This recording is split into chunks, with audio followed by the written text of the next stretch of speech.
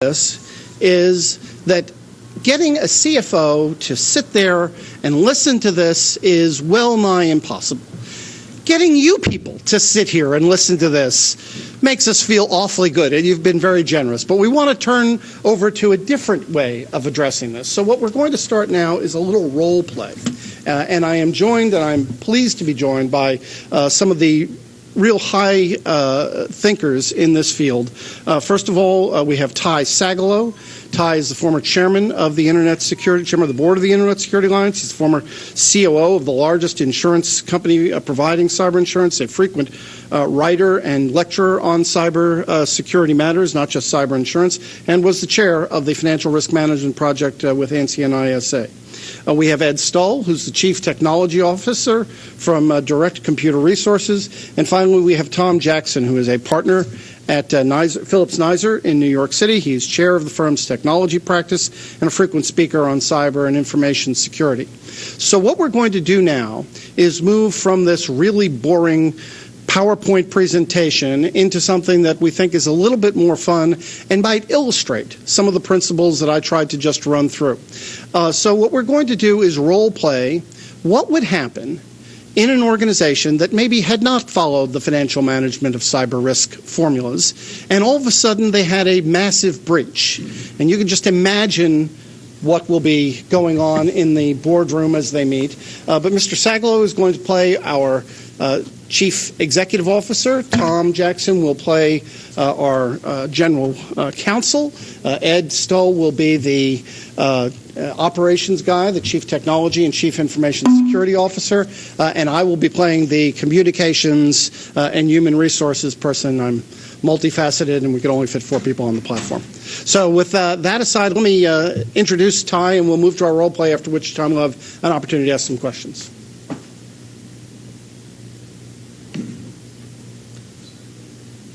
Thank you, Larry, and good morning. Gentlemen, I've gathered you here today in the boardroom because I've just been notified that over 400,000 records containing sensitive information of our clients have apparently been stolen. I want to know how this happened, how much it's going to cost the enterprise, what our legal issues are, and what's our best way out of it. I'd like to start with Ed. Ed, you're my Chief Information Security Officer. Now, I fired the last guy because he refused to tell me that we were absolutely invulnerable to attack. I got rid of him and his top people, and I hired you. Now, as I recall, you absolutely promised me that this could never, ever happen, and yet it did. So I want to know, Ed, why should I not fire you now? I can get working on this paper. Yes, please do. Is this mic active? Oh, good. Well, first of all, the reason you fired that predecessor of mine is something that I've been studying quite deeply, only to find out that I don't see any reason why you should have fired him to begin with. He was doing a perfectly adequate job. There are some issues that I have with what he was doing in terms of priorities, and I'll address those in just a moment. But I want to assure you there's no science that would ever support that promise that you just said. That is just simply impossible. So I know I didn't say it, and I don't know how in the world you could have interpreted that. What I did promise you, and what I will do, is get a grip on these situations for this corporation and try and straighten it out. But I'd also like to advise you that unless I get more respect, more funding, support, that you're going to be looking for another CISO. Because I can't tolerate this situation in this company where such important matters are just simply being ignored. And by the way, sometime can you at least give us enough funding to get an adequate conference table so we can see each other? Anyway, I have a team working on this. I would say we've got a grip on it, but there's something that I really want to advise everybody about here. When we look at our logs and look at the technical products that we have in this system. We've done some cross-checks on it. They all seem to be working good. And as you've heard me say in the past, one of the big things nowadays are insiders. So this is starting to smell like it's not a technical issue. So I've directed our team to start investigating possibilities for how our corporation might have been breached through some insider. I don't know who that is, under what conditions, or whether that's even the case, but I can say at this point in time it's starting to look like that. And that being the situation, I would call your attention to another thing that I've noted in my memos, and that is that when I've gone out in the corporation and just asked questions of your staff, I've really been disappointed with their response. I don't think they know what they're doing when it comes to security. That's a serious problem, and I want to call that to your attention, and I do expect that this corporation is going to have to support me with a new education program. Well, Ed, maybe you're right. Larry, maybe it isn't Ed that I should be firing. Maybe it's you I should be firing. I mean, if this is an insider, where have you been with your training and education courses? And how could we have allowed an insider to do this to our system? Well, Mr. Chairman, first of all, it's a pleasure to see you today. You look sexy. You notice a new tie, by the way? Yeah, you look great, sir. I really it's amazing to me how you come in every day. It's such a difficult job, and you're on top of things every day. And I have been on top of everything myself, sir. We have a very strenuous human resources program. I've been spending a lot of my time recently working on a big St. Valentine's Day party for the group, and the sexual harassment seminar we always hold right after the Valentine's Day party. I've been working on these things very hard to keep a really upbeat sales force out there selling those products that you developed. And frankly, I don't even know what this techie stuff has to do with it. I mean, we can't support the systems with one technology. You should just buy another one. But I'll keep the force out there selling and upbeat and following your inspirational lead. Well, now I'm confused. I don't know if this is a technological problem or an HR problem. But Larry, please let me know that you have at least disabled all the access passwords and administrative rights of that group of folks that I fired a couple of months ago. It's next on my list, sir. Right after the St. Valentine's Day party, we're going to get to that. Absolutely. All right, now. No problem. All right, let's then go to Tom. Tom, my increasing worry here. Let me know that what our legal situation is. Are we legally protected? What are our potential liabilities? We operate, in 170 different countries around the world, and we have customers in 170 different countries around the world. Where do we stand from a legal compliance point of view? Well, Mr. Chairman, if your question is whether we can get sued for this, unfortunately, the short answer is yes. The good news is that if we are able to take certain steps quickly and effectively, we may be able to mitigate the risk. But the first thing that we have to deal with is the risk of class action lawsuits. The defending class action lawsuits is very expensive. We may be liable to anyone whose personal data or financial information, any data, personal or financial, that is stolen. So we need to re-examine and document everything that we did to detect and prevent the data loss, and everything we did to implement and monitor and require compliance. Second thing is the risk of shareholder lawsuits. We need to be certain that all of the required disclosures are made now that this problem has arisen.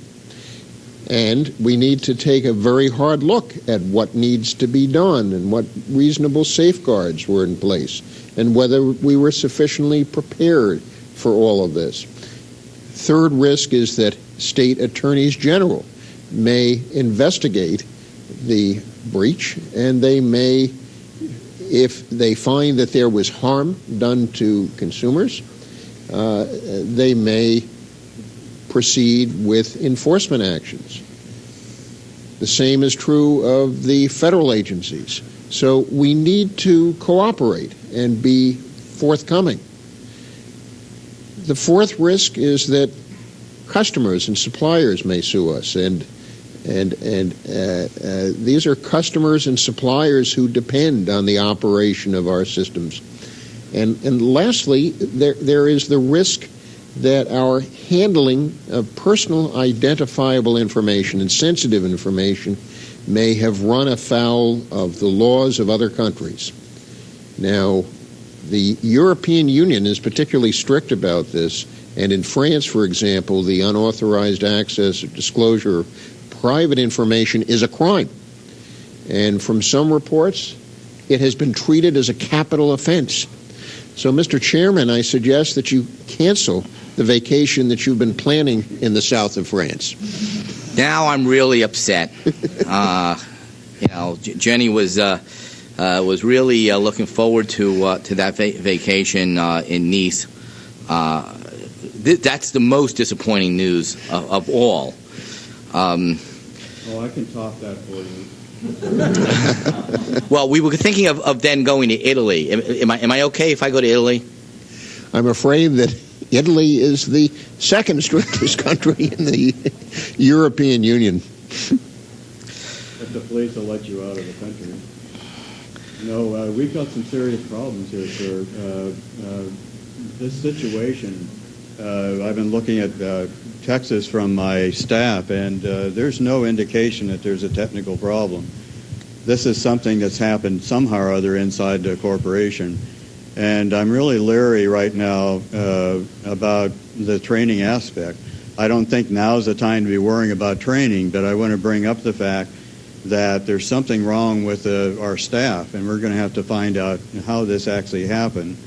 I've gotten a few indications that my staff right now, my team is actually investigating all the emails to see if something might have happened in them. I don't know if that's how this happened yet, but I'm certainly going to keep you advised. What I do want to call your attention to, though, is that this is, even though we happen to have this situation with the 400-some thousand records compromised, I don't want to suggest to you at all that this situation has stopped. There may be more coming. So my job right now for you is to make certain we identify what's going on and put an end to it so it doesn't get any worse than what it already is. That's the bad news that I wanted to convey to you in this process. Well, you need to continue your investigation and find out which internal email this can be traced to.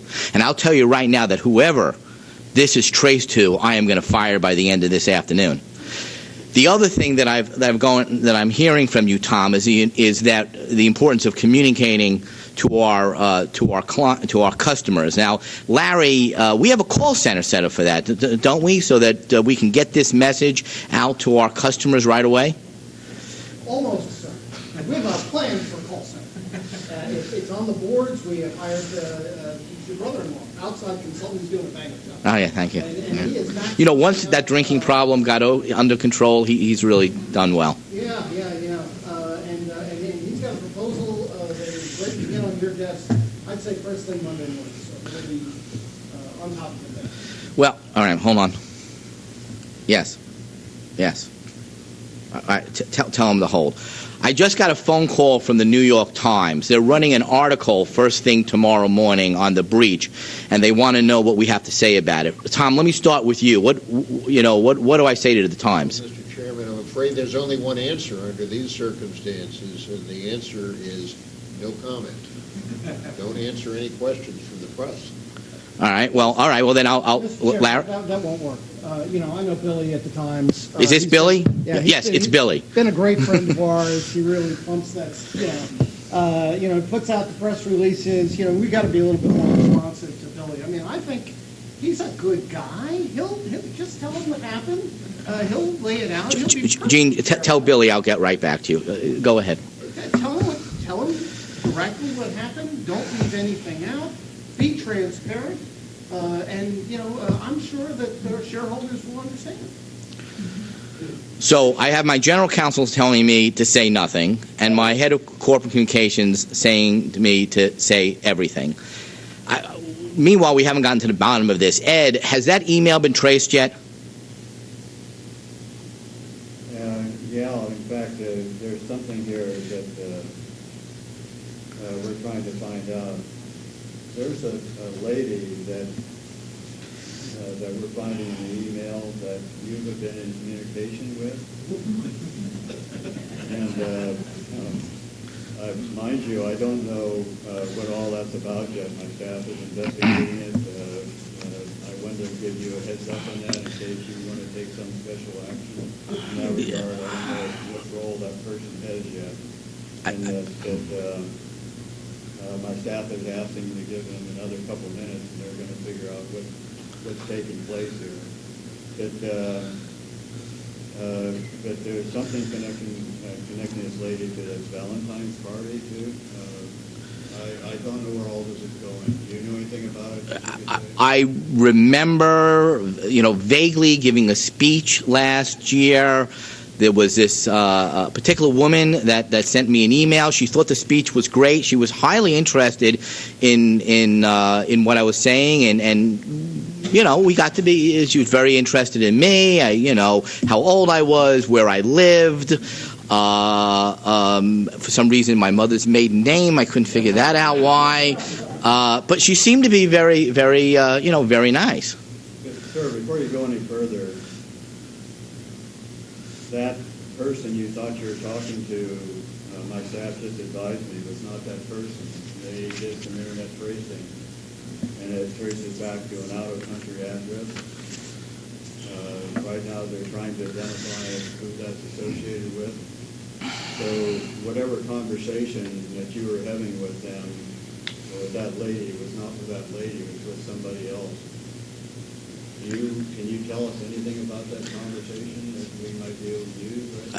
I don't really remember a lot about it, but I'll get right back to you on that, Ed. I promise I'll get right back to you on that. Larry, so far what I've heard is that we have both a technological issue and an HR issue, that we have legal liabilities all over the world, including places that, most upsettingly, I can't go on vacation anymore. Please let me know that we are at least insured for all of this. Yeah, I've got the insurance broker on the line, sir, and I'm just getting this data. See, so we have a comprehensive liability policy. Thank God. Wait a moment. Currently, comprehensive doesn't include data. But we do have a general liability policy that doesn't cover. Do we have anything that? But there are policies we can buy. Oh, very good. And we bought those. Yeah, but no, you did? You sure? He said you wouldn't pay for them. He tried to bundle them all together and you turned them down. I don't remember this. No coverage at all, sir. Sorry. Yeah, last question.